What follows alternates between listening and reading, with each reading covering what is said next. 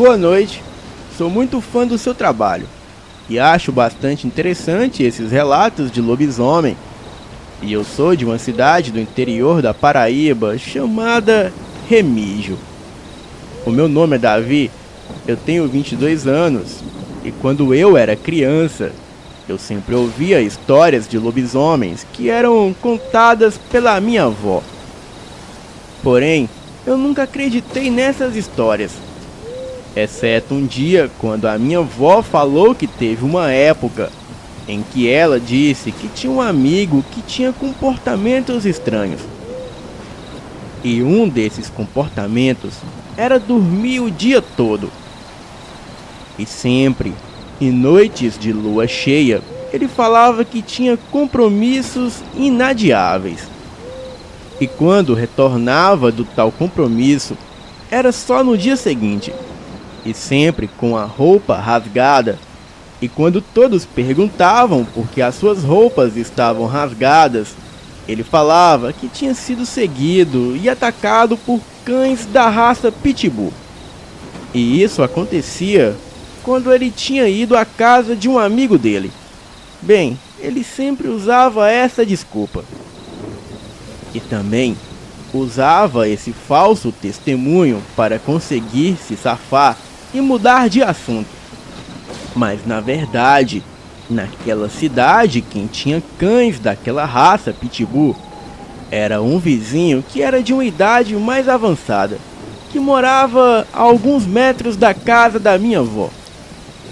Porém, ele garantiu que os seus cães jamais atacariam alguém, pois eles ficam presos em correntes no quintal da residência do vizinho, para assim cuidar das suas galinhas.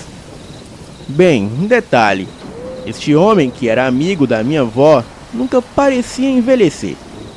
E quando as pessoas perguntavam qual era a sua idade, ele só resmungava com um tom de bastante ignorância. E também, com um olhar irônico, ele falava: "Isso não é da conta de vocês. Da minha vida cuido eu. E da minha idade só interessa a mim mesmo." E ouvindo a resposta desse sujeito, as pessoas ficavam desconfiadas pelo motivo do homem ser tão misterioso, ainda mais em noites de lua cheia. Pois nessas noites ele ficava muito agitado e sempre quando estava com todo o pessoal reunido em algum lugar, ele queria voltar para casa sempre à meia-noite. Bem, em uma certa noite, um outro vizinho da minha avó se ofereceu para acompanhar o tal sujeito até a sua casa. E nesse dia, o relógio marcava 11h50 da noite. Eles estavam caminhando por uma estrada de terra muito escura, quando de repente, o homem falou bem alto com uma voz demoníaca: "Eu tô com muita fome." E depois deu uma gargalhada como se fosse uma legião de demônios. Saiu correndo em uma velocidade impressionante. E vendo isso, o outro homem que estava lhe acompanhando ficou tão assustado que também saiu correndo e pedindo por socorro. E um pouco mais adiante, ele ouviu um uivo aterrador lá no final daquela estrada sombria. No dia seguinte, o rapaz contou tudo para todos da vizinhança, que ficaram rindo e tirando sarro dele, e ele ficou muito triste e com muito medo de ter tido aquela experiência assustadora. Então, ele resolveu morar em outro lugar bem afastado dali. Algumas semanas se passaram e começou um grande sumiço de animais naquela região, que era uma área rural com várias estradas escuras e com muitas matas nos lados esquerdos e direitos. E também, naquela região havia muitas galinhas, cabras, ovelhas e porcos. E esses animais desapareciam de forma misteriosa. Os vizinhos também começaram a ouvir uivos bem altos e assustadores. Bem, porém, este fato só ocorria nas noites de lua cheia. E depois de mais de 2 semanas, os vizinhos começaram a avistar uma criatura meio homem e meio cão, com grandes par de olhos vermelhos e dentes afiados. E também outros moradores falavam que era um urso. Mas como? Se aqui no Brasil não existem ursos. Bem, em uma noite, um dos moradores ouviu passos de alguém ou algo muito pesado rodeando a sua casa. E imediatamente, ele pegou a sua espingarda e cuidadosamente apagou as luzes.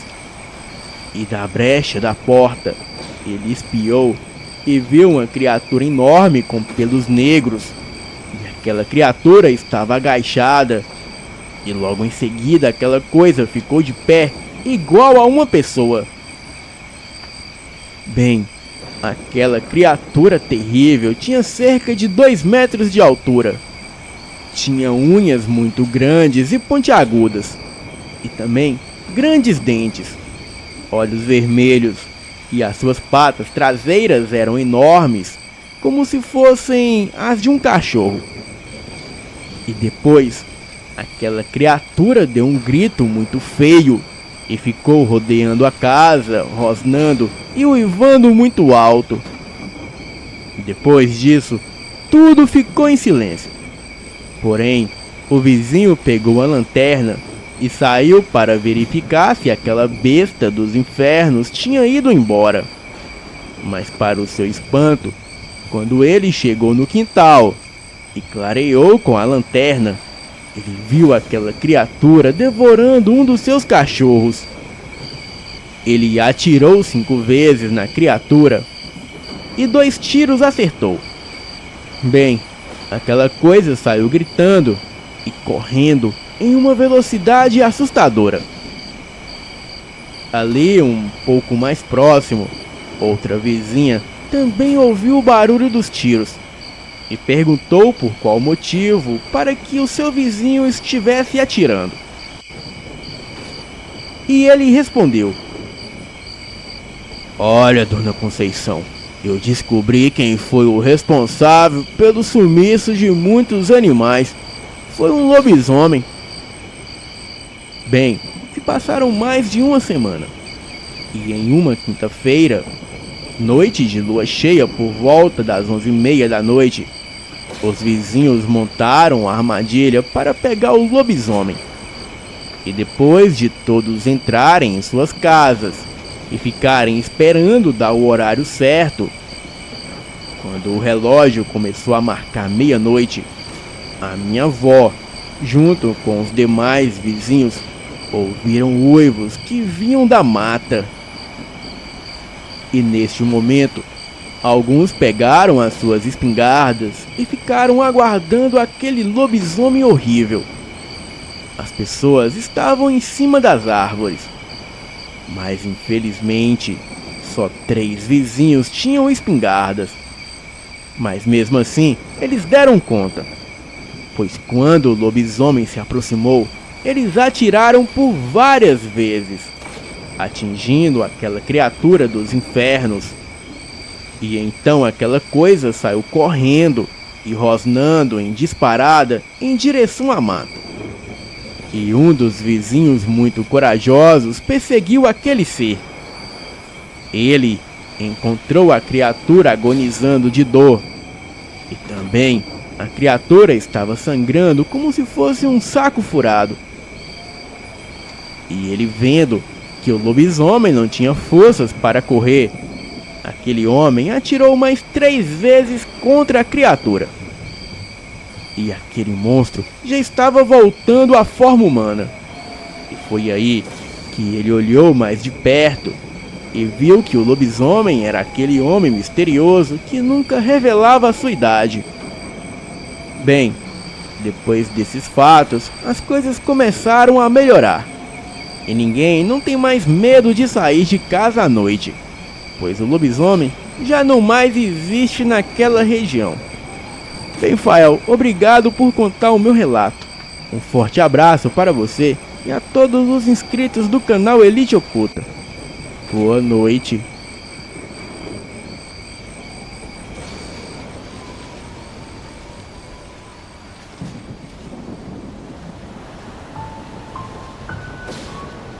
Olá, me chamo Carlos.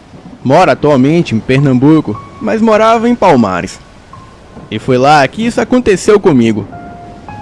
No ano de 1980, em um mês de maio, em um interior que não existe mais por causa da população, eu tinha acabado de fazer 20 anos. Não tinha terminado os estudos, pois comecei a trabalhar logo cedo por causa da ausência do meu pai. Eu trabalhava como agricultor numa fazenda bem rica. No começo, eu não tinha experiência com esse tipo de trabalho.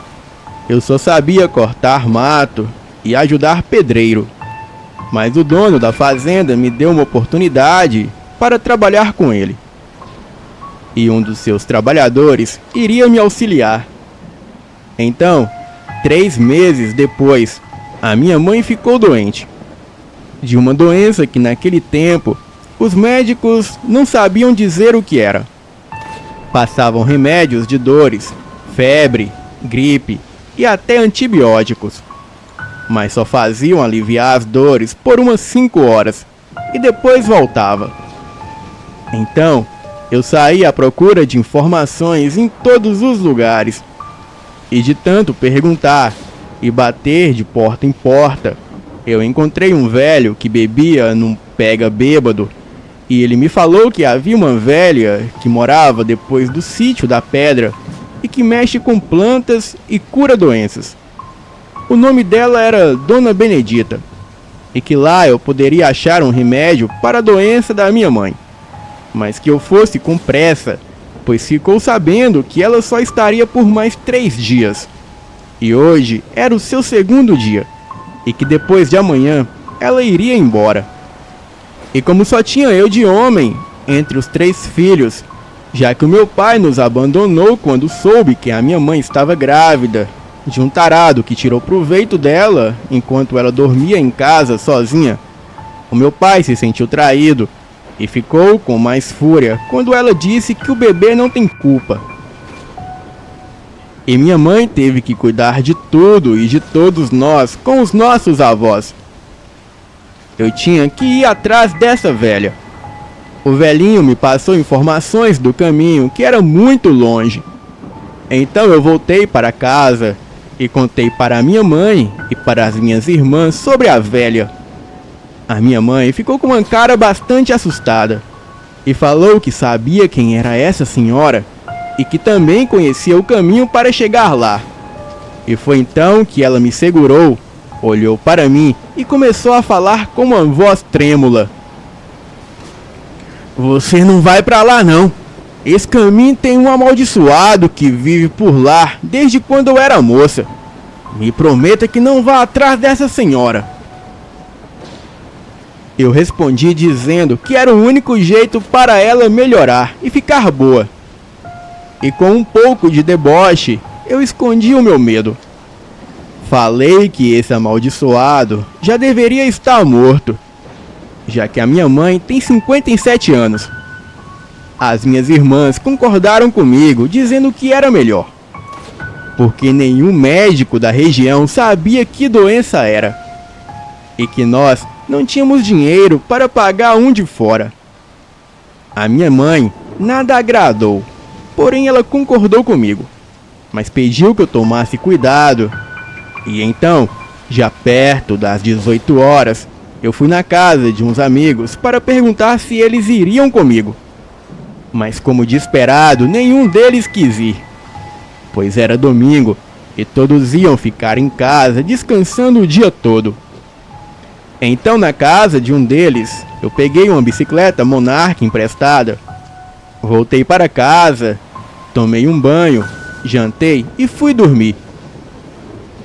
E já no outro dia cedo, umas 7h30 da manhã, a minha irmã preparou um café da manhã com cuscuz e peixe. Eu tomei o café Descansei um pouco e fui me preparar. Coloquei uma faca na cintura, um facão e uma garrafa de 2 litros de água na mochila e mais um pouco de comida. Pedi a bênção da minha mãe e ela disse: Deus o abençoe, meu filho, e que ele lhe acompanhe. Respondi com um amém e fui. Eu não tinha relógio naquela época, então eu fui pelo posicionamento do sol. Mas sempre que topava com alguém que tinha relógio, eu perguntava a hora. O caminho era entediante, estradas de areia batida, canaviais ainda pequenos, e mal tinha 80 centímetros. Muitas estradas e várias curvas. Passei também por várias fazendas por conta de muito gado e distantes cercas de arame.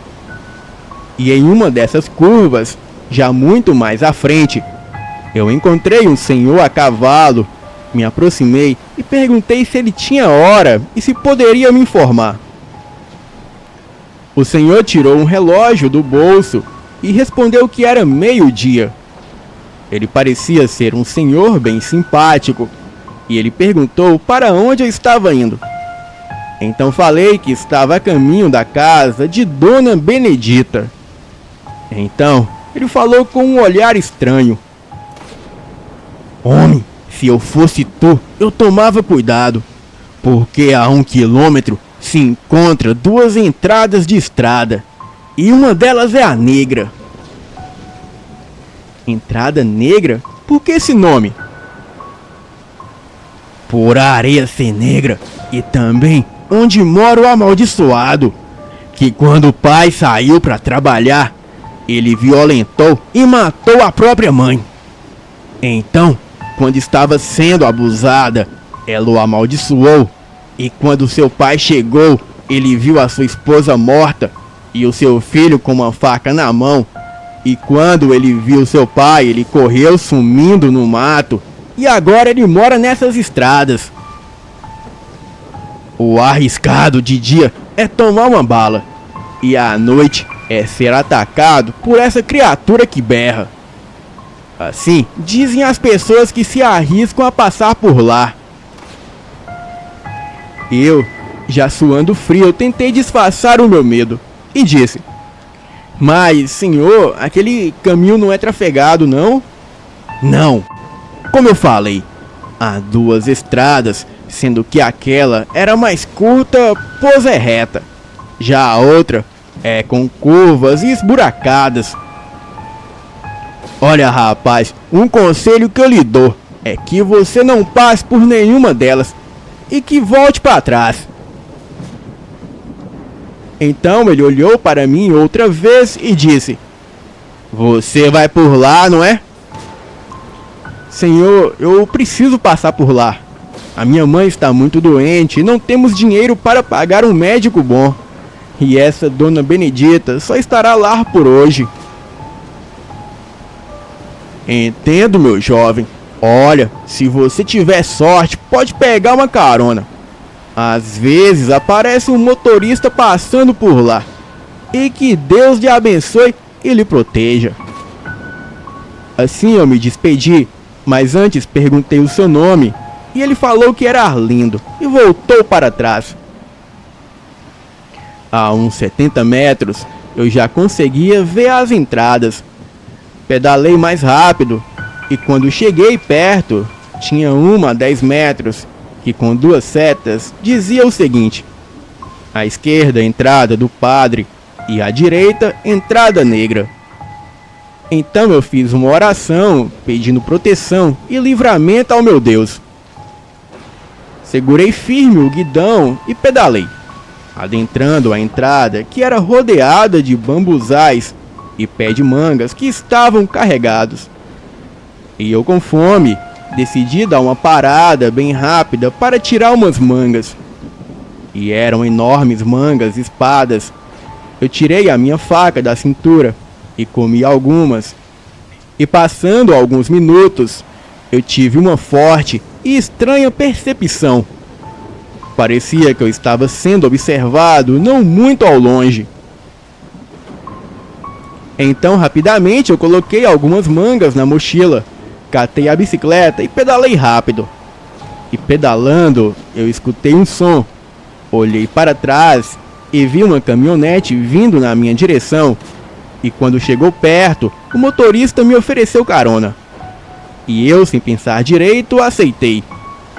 Subi atrás da caminhonete com a bicicleta e bati, sinalizando que nós já podíamos ir. Então, depois de ter passado pela estrada, eu notei outra entrada que ficava mais à frente e mais distante da qual eu tinha vindo. Chegando no sítio da pedra, o motorista falou que só poderia ir até aqui, porque ele ia para outro sítio.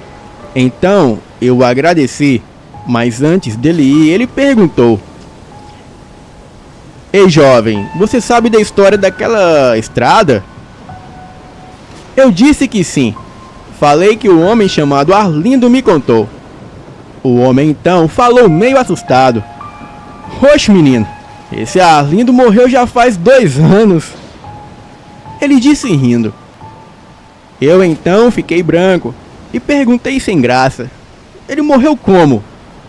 E quem sabe, só acharam o esqueleto dele.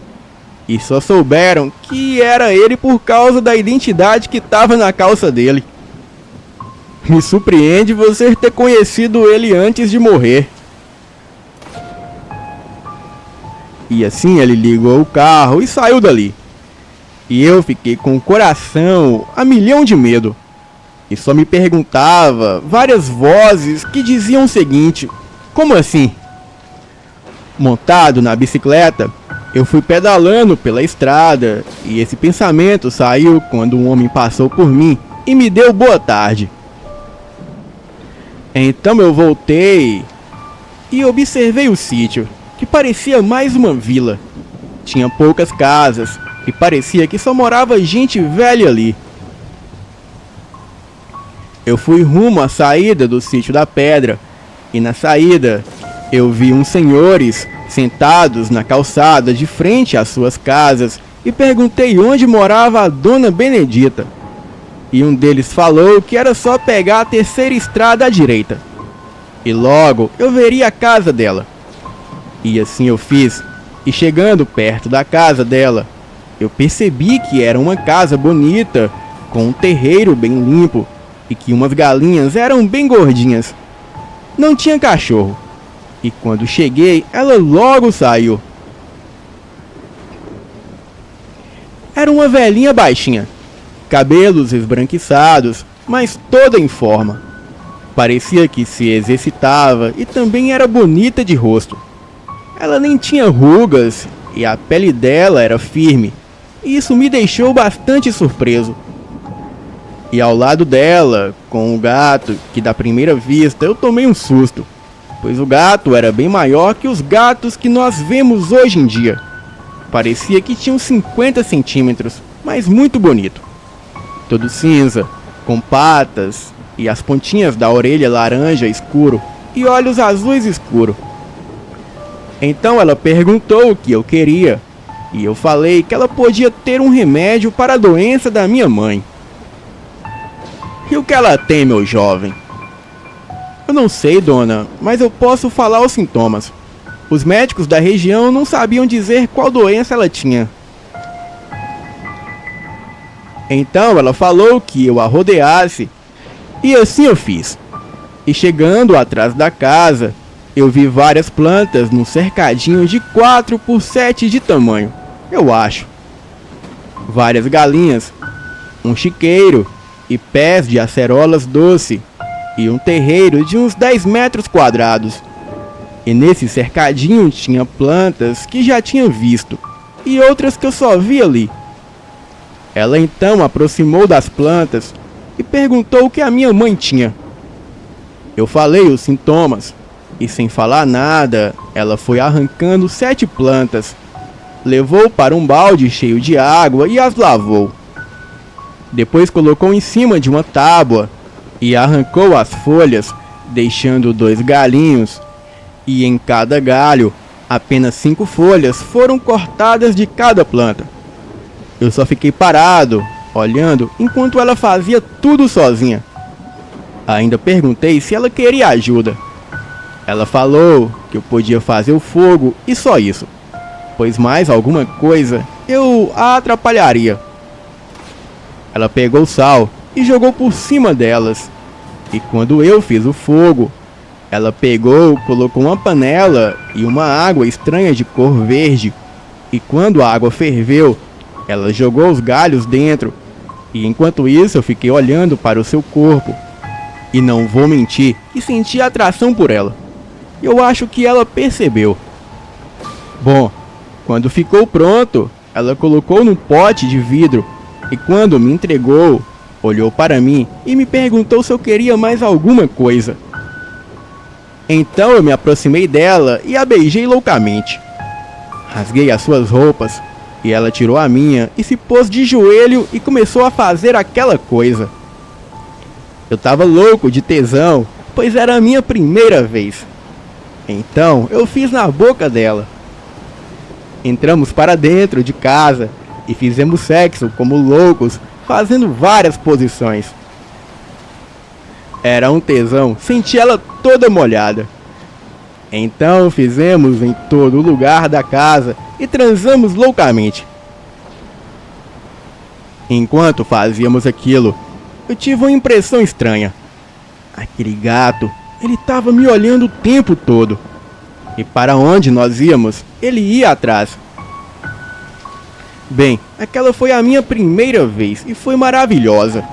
E quando terminamos, eu e ela tomamos um banho junto. E quando nos vestimos, ela falou que esse era o pagamento. Bem, eu fiquei confuso porque parecia que eu que saí ganhando. Eu bebi um pouco de água e antes de ir embora, eu perguntei que horas eram.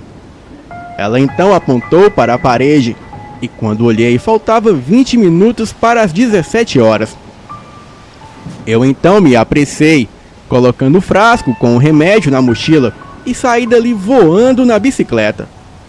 Sentia uma energia e tanto, e estava indo tão rápido que logo passei pelo sítio da pedra e um bom humor estava em mim. Eu estava besta, pensando naquela mulher. E quando cheguei perto das estradas negras e da estrada do padre, eu resolvi ir pela estrada do padre. Bem, não por estar com medo de bater de frente com aquele amaldiçoado, mas sim por já estar escurecendo. Mas eu nem dei muita bola para isso. Ali, na estrada do padre, havia uma estátua de um padre. E eu passei pela estátua do padre. E essa estátua tinha o tamanho de uma criança de 5 anos. Ela indicava que era o meio da estrada. E eu posso te falar que depois que eu passei dele, antes de dobrar a curva a uns 50 metros, eu olhei para trás e vi a criatura que as pessoas chamam de o amaldiçoado vindo correndo na minha direção. E nesse momento, o meu coração quase para. Eu tinha perdido totalmente o controle do meu corpo. E quando dobrei num grito, eu pedalei com todas as minhas forças, o mais rápido que pude. Aquela criatura era pequena, tinha dentes pontudos e estava escondido atrás da estátua do padre. Bem, eu não fui muito mais rápido do que eu podia, pois o medo e desespero ligou o instinto de sobrevivência, e toda vez que eu olhava para ele, aquela coisa estava correndo atrás de mim. E então, sem perceber, eu entrei numa curva que era ladeira, e foi quando aquilo parou na frente da entrada e voltou para trás. Já era noite e só não estava tanto escuro por causa da lua e os matos baixos. E quando saí em outra estrada, eu percebi que o chão estava bem escuro, e foi aí que eu percebi: esse inferno não ia acabar ali. Eu tentei ir mais rápido, mas aquela energia do desespero tinha ido embora. E eu estava cansado e as minhas pernas estavam doendo e muito quentes.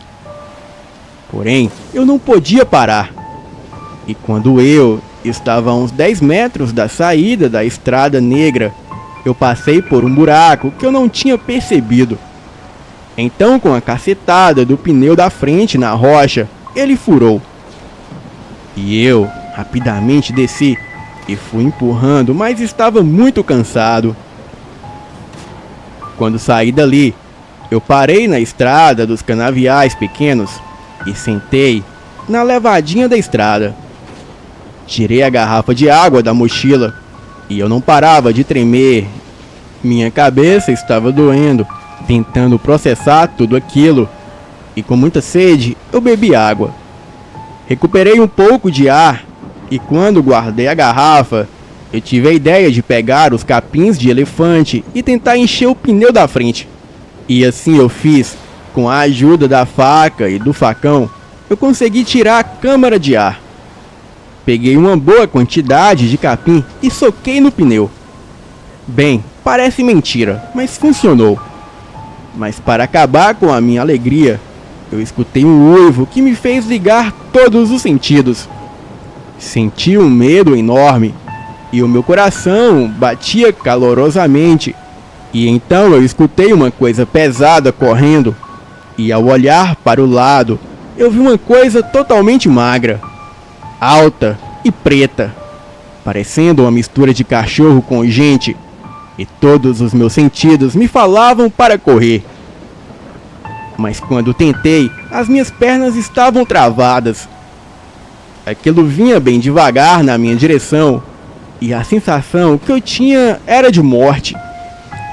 Então surgiu na minha frente um homem a cavalo, e quando olhei, era o Arlindo, que logo falou para me levantar dali e correr.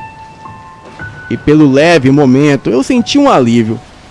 As minhas pernas voltaram ao normal. Eu me levantei, peguei a mochila, montei na bicicleta e corri. E quando olhei para trás, o Arlindo distraiu o monstro. Mas quando a criatura percebeu que ele não era vivo, o ignorou e veio correndo atrás de mim. Arlindo gritava para eu correr, e eu tentava ir o mais rápido possível. Mas o pneu não era o mesmo, e isso empatava de ir mais rápido. Então eu tirei o facão da mochila e fiquei com ele na mão enquanto pedalava. E logo aquilo estava do meu lado. Eu tentei acertá-lo, mas ele desviou. E ali estava uma disputa em que se eu caísse, com certeza morreria. E quando ele investiu sobre mim com o braço, eu aproveitei e rocei o facão no braço dele, que ficou preso. E aquilo berrou. E nisso eu bati com a bicicleta numa pedra na estrada e caí. E tudo que eu pensei foi que eu morri. Mas aquilo ficava parado olhando para mim. Tirou o facão do braço e o lançou na minha direção. E o facão pegou de cheio na minha perna. Eu gritei de dor. E a fera olhou para mim e começou a rir. E com uma voz bastante grossa, aquilo falou: "Menino, você teve sorte." Se virou e correu. E eu, com tudo aquilo, logo desmaiei. Acordei na minha casa com a minha irmã me olhando. E então me levantei e perguntei como tinha parado ali. A minha mãe então entrou no quarto e falou que a dona Benedita tinha me trazido no carro de boi. Eu perguntei por ela e quando ela havia me trazido. A minha mãe falou que foi ontem de noite e perguntou o que tinha acontecido e eu falei tudo, menos a parte que eu transei com a dona Benedita. A minha mãe e as minhas irmãs ficaram assustadas e agradeceram a Deus, mas mesmo assim eu tomei uma bronca da minha mãe e passei quase 2 meses sem ir trabalhar por causa do corte e também do trauma. Eu não comia direito e tinha medo do escuro. E toda vez que eu dormia, eu tinha pesadelos. E quando eu me recuperei, eu voltei para trabalhar, mas o meu patrão me demitiu. Procurei outro emprego e como tinha o ensino fundamental completo e já tinha registro na carteira, não demorou muito, eu arrumei outro trabalho na cidade. E nele eu ganhava mais. E lá eu encontrei o amor da minha vida, que vive comigo até hoje.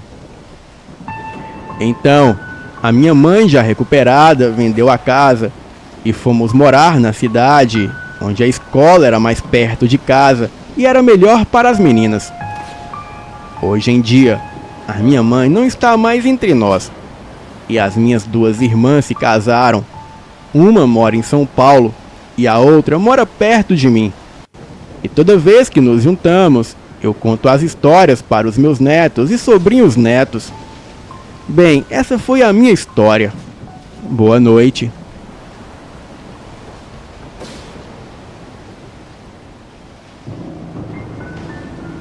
Boa noite, Elite Oculta. Estou com 27 anos e há certos dias eu estou sentindo a presença de alguma coisa circundando a mata e quebrando tudo por onde passa atrás da minha casa, que dá em um rio na cidade onde moro, no estado de Santa Catarina. Eu comecei a acompanhar o canal sobre relatos de lobisomens, já que quando eu era criança, por volta de 6 a 8 anos, eu lembro ter tido uma experiência com uma fera que até então estava apagada da minha memória. Eu lembro que estava na casa do meu avô, que sempre me contou histórias de lobisomens e bolas de fogo que rodeavam a mata. O meu avô fugiu do Rio Grande do Sul após matar uma pessoa em legítima defesa. Ele sempre foi uma pessoa com olhar sincero e com presença muito forte em suas palavras e relatos, relatando até mesmo encontros com lobisomens quando era jovem.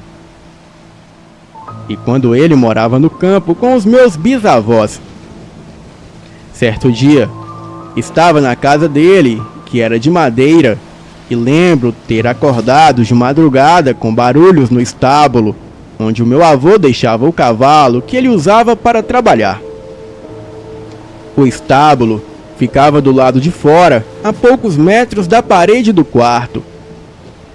Eu dormia com eles naquela época, e naquele dia estava dormindo nos pés da cama, e então decidi espiar por uma das frestas da casa o que estava acontecendo no estábulo.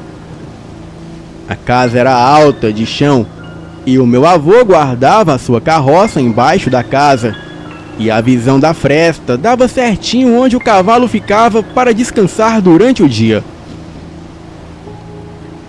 E durante a noite, era iluminada pela luz de um poste, logo à frente, a uns 2 metros.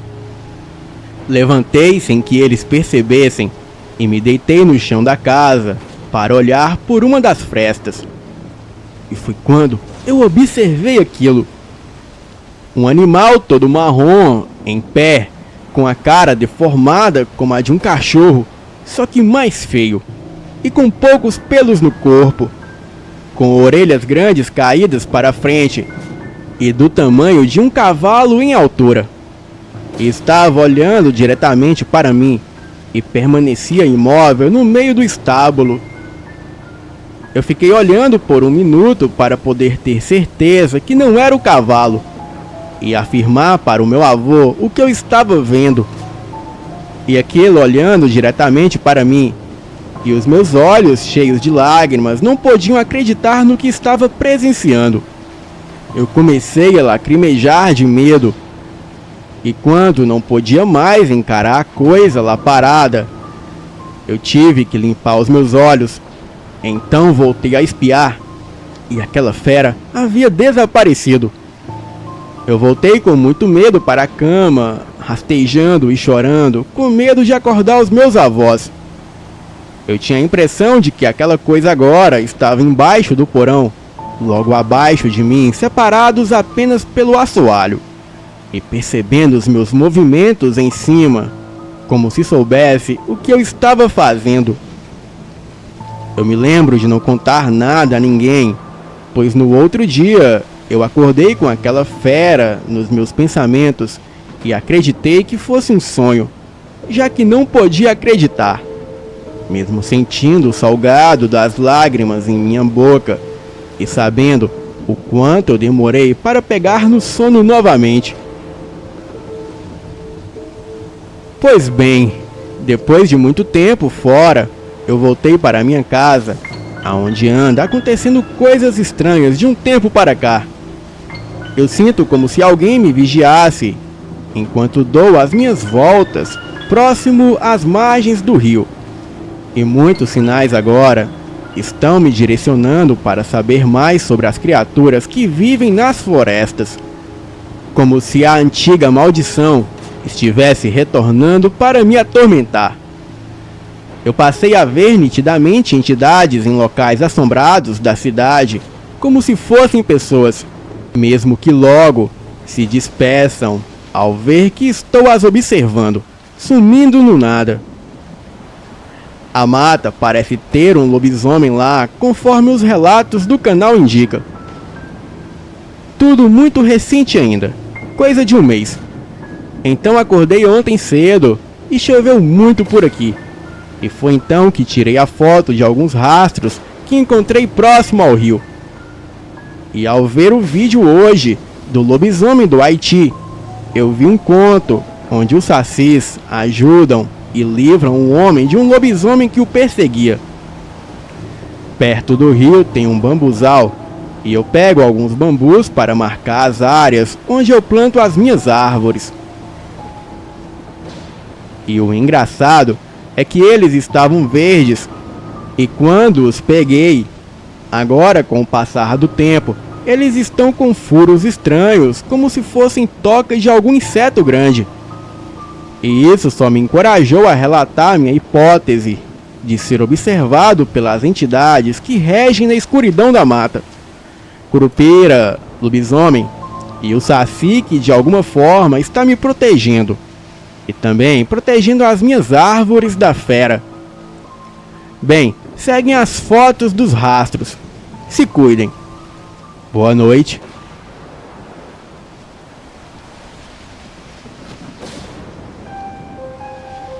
Olá, Fael, e olá a todos do Elite Oculta.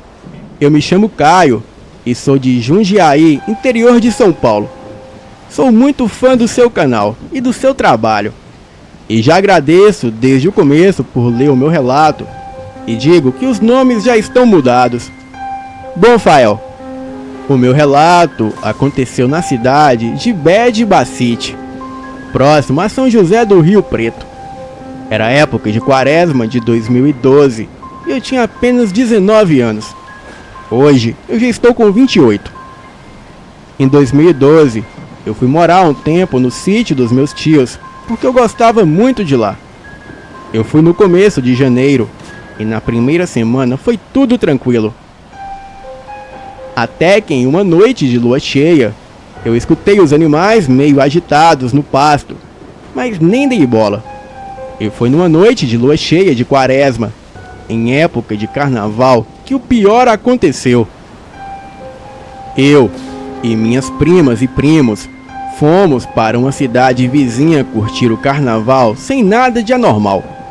E ficamos ali na praça, curtindo e se divertindo. Mas quando foi por volta de 22h30, eu comecei a sentir uma agonia que eu nunca havia sentido antes. Então eu chamei as minhas primas para irmos embora. E elas me perguntou por que eu queria tanto ir embora para casa. Então eu disse que eu não sabia explicar, mas estava com um mau pressentimento. Tentei ficar mais um pouco na festa. Aí então, as minhas primas me chamou para irmos para casa. E isso por volta de 00:30. E no caminho de volta, eu comecei a tremer dos pés à cabeça. E aquela sensação ruim aumentando cada vez mais. E continuamos pelas ruas de terra e desertas, até que chegamos em casa, e eu logo fui tomar um banho para ver se eu melhorava. Fui pegar a toalha no varal, e logo comecei a sentir um cheiro podre, vindo de fora da casa. Voltei para o banheiro, e fui tentar olhar pela janela de onde vinham os barulhos e o cheiro. Até que uma mão ou pata, sei lá, bateu com uma força na janela do banheiro, deixando uma pegada com sangue no vidro. Eu saí rápido do banheiro, chamei as minhas primas para verem a marca no vidro. E nisso, ouvimos um uivo muito alto perto do curral. Então fomos acordar o meu tio e falei o que estava ocorrendo. E nisso ele ficou muito nervoso e incomodado e foi até o porão da casa e voltou com 4 espingardas. Ele me deu uma e cada uma para as minhas outras 2 primas. E assim fomos nós 4 para o curral. Chegando próximo à porteira do curral, eu vi uma silhueta preta passando pelo meu lado e um cheiro pútrido começou novamente. E foi então que eu falei: tio, tem alguma coisa no mato, mas fique esperto. Entramos no curral e vimos os animais agitados e ficamos de tocaia. E foi então que eu vi a coisa mais horrível da minha vida.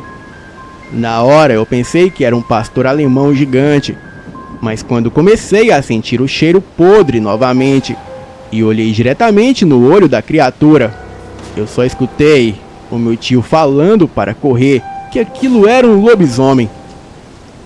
Eu no susto atirei na direção da coisa e a fera correu para o mato. E foi nesse momento que a gente correu para dentro de casa e trancamos tudo. Depois disso, no dia seguinte, eu voltei para Jundiaí, voltei para a minha casa. E nunca mais fui para Rio Preto, e nem para a cidade de Bege Bacite. Eu nunca mais voltei para lá. Os meus tios moram lá até hoje. Só que eu nunca mais voltei para lá e nunca mais quero sair em noite de quaresma. Obrigado, Fael, por ler o meu relato e boa noite.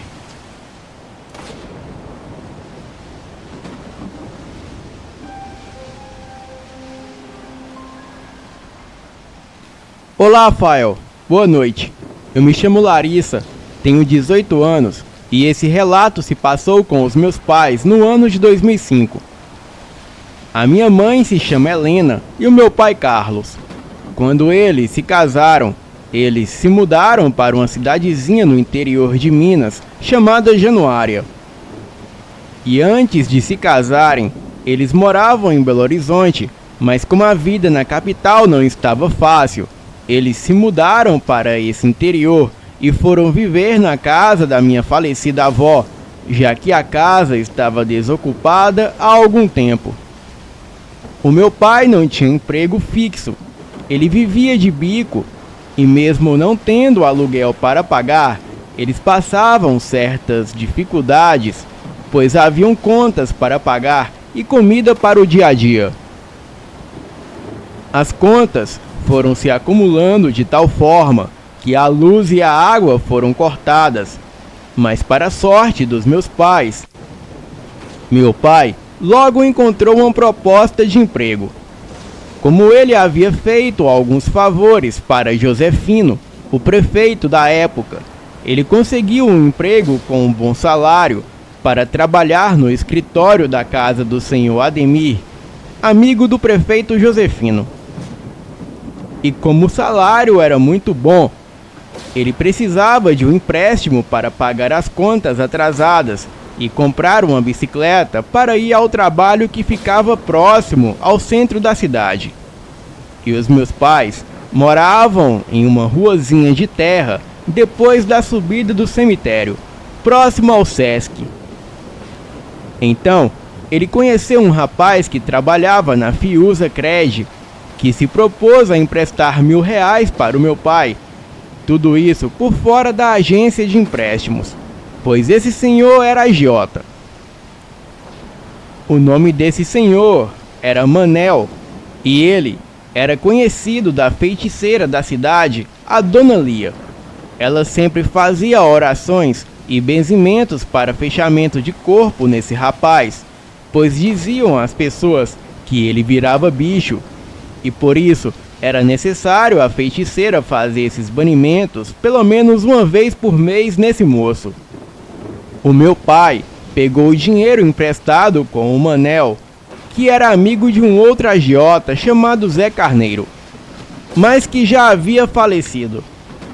Ele não vem ao caso, mas o que ambos têm em comum é que Zé Carneiro e a sua esposa Tita também tinham contatos com essa feiticeira, a Dona Lia, pois trabalhar de agiota é como vender a alma.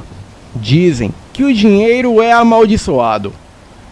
E com o dinheiro, o meu pai logo pagou todas as contas de energia e água que estavam atrasadas e comprou uma bicicleta nova na Ciclo Guedes para ir ao trabalho no escritório do Ademir.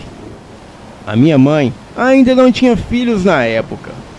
O seu Ademir sempre elogiava o meu pai pelo ótimo trabalho e ele ficava lá até tarde da noite trabalhando, e no primeiro mês ele recebeu certinho o seu salário.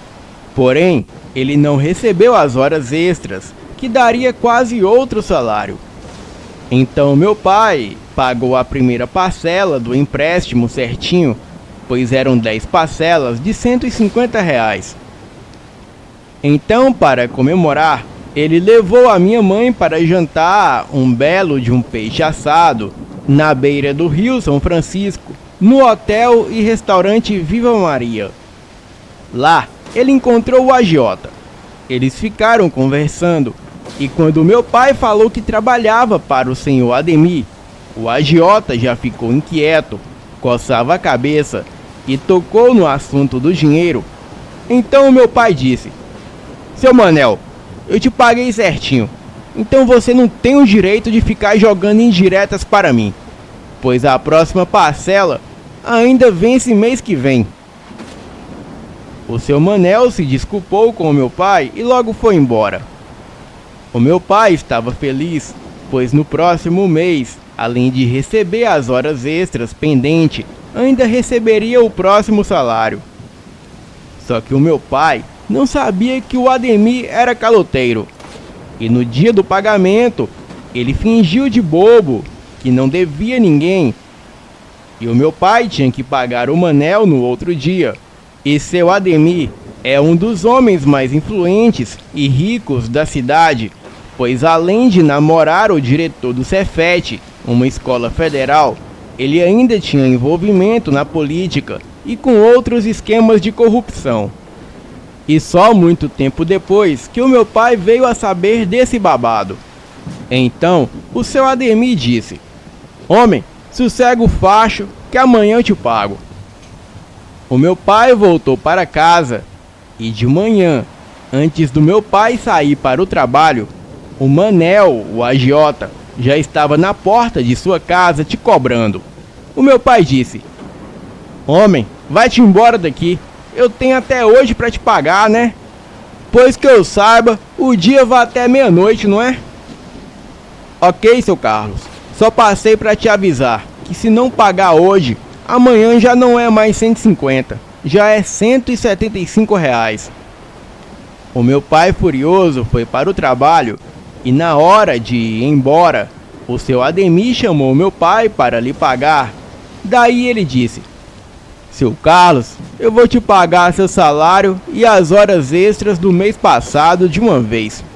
São R$ 300 e mais R$ 200 de hora extra. Toma aqui o cheque pré-datado e daqui 15 dias você pode entrar com ele no banco e trocar pelo dinheiro." O meu pai tentou argumentar, mas de nada resolveu. Ou era isso, ou era perder o emprego. O meu pai voltou para casa e Manel já estava na porta o esperando. O meu pai mal disse uma palavra e Manel já foi dizendo: "Eu já sei que o senhor não tem dinheiro, porque Ademir é caloteiro, e aqui na cidade todo mundo sabe. Quando ele te pagar um salário, ele já vai estar te devendo 3, e assim por diante. Então, eu vou querer o seu celular." O meu pai recusou a entregar o celular, pois o meu pai ligava para minha mãe do telefone fixo do escritório da casa do seu Ademir para ver se estava tudo bem. Os dois começaram a discutir e quase partiram para a briga. Manel foi embora prometendo voltar. No dia seguinte, O meu pai pediu que a minha mãe trancasse tudo e não saísse de casa e ficasse com o celular. E qualquer coisa, ela ligasse para o escritório do seu Ademir para falar com meu pai. E naquele dia, o meu pai teve que ficar fazendo hora extra. Então, por volta das 8 da noite, o celular toca. Era uma chamada de um número desconhecido. Então a pessoa do outro lado da linha logo disse: "Que tal me pagar metade de tudo que eu emprestei para vocês?" Houve outras mensagens, cheia de raiva. Então a minha mãe bloqueou aquele número. Ela pensou que tudo acabaria ali, mas ela estava completamente errada. Pouco tempo depois disso, a minha mãe estava sozinha em casa. A casa dos meus pais é grande e tem um quarto no andar de cima, o que significa que eles dormiam no ponto mais alto da casa. O meu pai demorou aquele dia e por volta das 21 horas, a minha mãe acordou no meio da noite com um barulho. No começo, não tinha certeza do que era, mas sentiu que estava ouvindo sons vindo do andar de baixo. E então ouviu claramente uma porta se abrindo no andar de cima. E mesmo ainda sonolenta, ela sabia que não era o meu pai, pois ele sempre chega chamando por ela. A minha mãe saiu da cama e se escondeu embaixo dela. E antes de ligar para a polícia, ela ligou para o meu pai. E logo depois, ela ouviu mais barulhos distantes.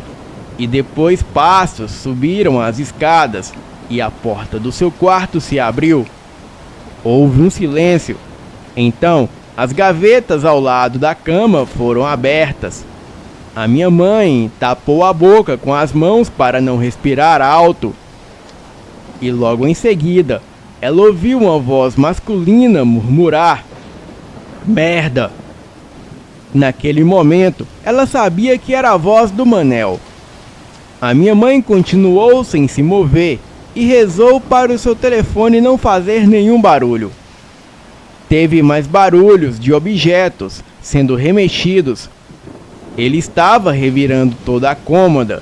Então, ela sentiu a cama se mexer e quando ele se sentou, ela conseguia ver a silhueta de 2 sapatos pelo lençol da cama. E mesmo no escuro era visível. Eu não sei o que ele estava fazendo, mas ficou ali por 5 minutos antes de se levantar e murmurar: "Desgraçada!"